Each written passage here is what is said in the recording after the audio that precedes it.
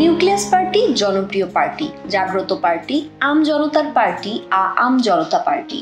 গত ৮ মাসে এমন অন্তত ২৬টি নাম যুক্ত হয়েছে বাংলাদেশের রাজনৈতিক অঙ্গনে। শুক্রবার সকালেও জনতার পার্টি বাংলাদেশ নামে একটি নতুন দল ঘোষণা করেছেন অভিনেতা ইলিয়াস কাঞ্চন।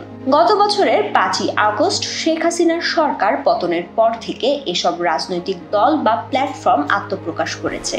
অভ্যুত্থানে নেতৃত্ব দেওয়া শিক্ষার্থীদের দল এনসিপি ছাড়াও গত ৮ মাসে গণমাধ্যমে আসা রাজনৈতিক দল ও প্ল্যাটফর্মের সংখ্যা ২ ডজনেরও বেশি। সেই হিসেবে প্রতি মাসে গড়ে ৩টি করে রাজনৈতিক দল ও সংগঠন হয়েছে।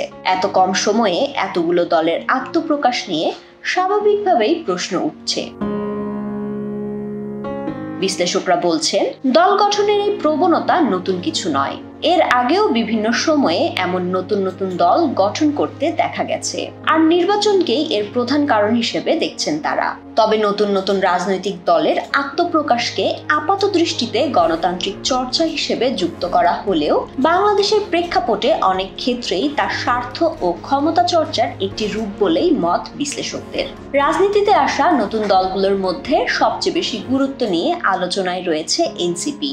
দলটি এখনো নিবন্ধন পায়নি। বৈষম্য বিরোধী ছাত্র আন্দোলন ও জাতীয় নাগরিক কমিটি নামক যে রাজনৈতিক প্ল্যাটফর্ম থেকে দলটি তৈরি হয়েছে সেগুলো বর্তমানে সচল আছে।